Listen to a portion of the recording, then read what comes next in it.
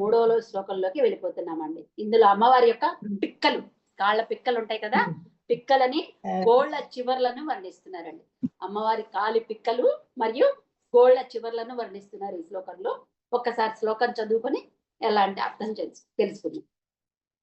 పరాజేతుం రుద్రం ద్విగుణశర గర్భౌ గిరిసుతే నిషంగౌ జంఘేతే విషమ విషికో బాఢమకృత యదగ్రే దృశ్యంతే దశశర ఫలా పాదయుగళీ నఖాగ్రచ్ఛద్మాన సురమకుట శాణైక నిశిత. శంకరాచార్యులు నిర్మించిన కవి ఇంకొకరు లేరండి. అసలు ఇలా వర్ణించొచ్చారు మనకు తోచను కూడా తోచదు. అమ్మవారి పిక్కలు ఎలా ఉన్నాయి అంటే, మన్మధుడు తెలుసు మనకు. మన్మధుడు ఏం చేయాలనుకున్నాడు? శివుణ్ణి తన బాణాలతో కొట్టి ఓడించి అమ్మవారి వశం చేయాలని బయలుదేరాడు.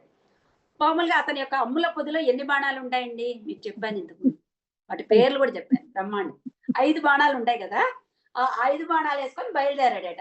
ఎందుకు? పరాజేతుం రుద్రం, శివుణ్ణి ఓడించడానికి అని చెప్పేసి ఆయన ద్విగుడు ఫస్ట్ 5 బాణాలు ఉన్నాయి ఆయన దగ్గర. 5 బాణాలు సరిపోవు అనుకుని సరే అని రెండు అమ్ముల పొదుల్లో 10 బాణాలు పెట్టుకొని బయలుదేరాడు. మామూలుగా అయితే పూల బాణాలు పెట్టుకుంటాడు, ఇక్కడ అమ్మవారి కాళ్ళను పెట్టుకున్నాడట.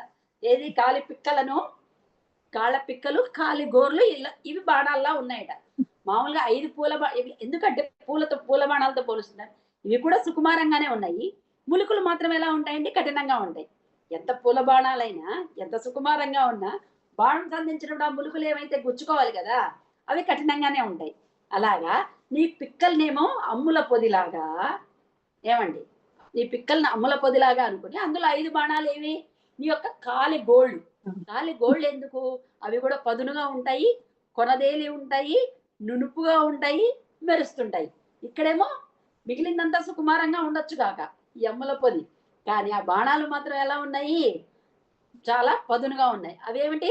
నీ యొక్క కాలి గోర్లుట. అసలు ఏమి వర్ణనండి ఇది, ఏమి వర్ణనండి, అసలు ఊహకు కూడా అందదు. అలా 5 బాణాలు వేసుకొని బయలుదేరితే నేను శివుణ్ణి ఓడించలేమో అనుకుని, అమ్మవి 2 కాళ్ళు కదా, 2 పిక్కలు కదా, 2 కాళ్ళు, ఆ 2 పిక్కలు, 2 ఏమో అమ్ముల పొదులు. వాటిల్లో ఉన్నటువంటి బాణాలు ఏమిటి? అమ్మ నీ యొక్క కాలిగోళ్ళు. అది వాటిని డబల్ చేసుకొని బయలుదేరాడు. ఎందుకు? పరమశివుణ్ణి ఓడిద్దామని చెప్పేసేసి. ఇది ఎలా కనిపిస్తుందంటే, దశశర ఫల పాదయుగళి, 5 అయితే సరిపోవని చెప్పేసి నీ యొక్క పాద పద్మాలు రెండింటిని వేసుకుని వచ్చింది 10 లాగా కనిపిస్తున్నాయి. ఇంకా నీ నఖాగ్రములు అంటే నీ కాలి గొనలు ఎలా ఉన్నాయంటే మెరుస్తూ ఉన్నాయట. ఇలా కొసదేలి ఎందువల్ల మెరుస్తున్నాయి తెలుసా? ఇవి పదే పదే బ్రహ్మ విష్ణు మహేశ్వరులు అందరూ కూడా నీ పాదాలకు శిరస్సు వంచి వాళ్ళ యొక్క కిరీటాలను వంచి నమస్కరిస్తున్నప్పుడు ఆ కిరీటాల యొక్క పదును తగిలి కాలిగోళ్ళు బాగా షార్పన్ అయినాయంట. షార్పన్ అయి మెరుస్తున్నాయట. ఇప్పుడు బాగా కొలదేలి ఉన్నాయి కదా, ఇప్పుడు శివుణ్ణి ఓడించడం చాలా తేలిక. ఇది మన్మధుడి యొక్క ప్లాన్ అమ్మ. అలా ఉన్నాయి నీ యొక్క పిక్కలు మరియు నీ కాలిగోళ్ళు. ఏమి కవిత్వం అండి, ఏమి కవిత్వం అండి, అసలు మన ఊహకు కూడా అందనటువంటి కవిత్వం. అలా ఉన్నాయమ్మా నీ కాలిగోర్లను వర్ణిస్తున్నారు ఈ శ్లోకంలో. విషమ విషిక అంటే బేసి బాణాలండి. మామూలుగా అయితే 5 ఉంటాయి కదా, ఆ 5 సరిపోవు అని చెప్పి, 5 బేసి సంఖ్య కదా, 5 సరిపోదని చెప్పేసి డబల్ చేసుకున్నాడు వాటిని. ఏవి? ఆ 2 కాళ్ళు చేసుకుని 2 కాళ్ళ ద్విగుణ శరగర్భౌ దేవి యొక్క జంగల్ అంటే పిక్కలు, మన్మధుడు బాణాలు పెట్టుకునే అమ్ముల పొదల్లాగా ఉన్నాయి. ద్విగుణ శరగర్భౌ అంటే కనుక 2 చేసి బాణాలు లోపల పెట్టుకున్నాడట. మన్మధుడు తన బేసి బాణాలను డబల్ చేసి 5 బాణాలను ఒక్కొక్క అమ్ముల పొదిలో ఉంచి అమ్మ జంగలు ఆ అమ్ముల పొదుల్లాగా ఉన్నాయి అని చెప్పేసి చెప్తున్నారు.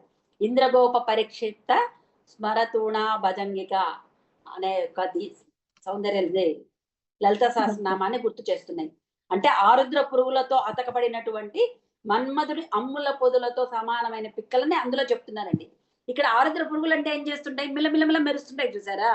ఇక్కడ అమ్మ కాలి గోళ్ళు కూడా మెరుస్తున్నాయి. వై? బికాస్ పదే పదే దేవతలందరూ ఏది బ్రహ్మ విష్ణు రుద్రులు అందరూ కూడా నీ పాదాలకి నమస్కారాలు, ఏది కిరీటాలతో సహా పడి నమస్కారాలు చేస్తున్నారు. ఆ కిరీటాల యొక్క రాపిడికి నీ కాలి గోళ్ళు మొన తేలి మెరుస్తూ ఉన్నాయి తల్లి. ఇవి ఎలా ఉన్నాయి? మళ్ళీ పరాజేతుం రుద్రం, శివుణ్ణి ఓడించడానిక అన్నట్లు మన్మధుడు తయారు చేసుకున్న అమ్ముల పొదిలోని బాణాల్లాగా ఉన్న ఏవి నీ యొక్క పిక్కలు మరియు కాలిగోళ్ళు. ఈ మాత్రం అర్థం చేసుకుంటే చాలండి. ఒకసారి చదువుకుందాం మళ్ళీ.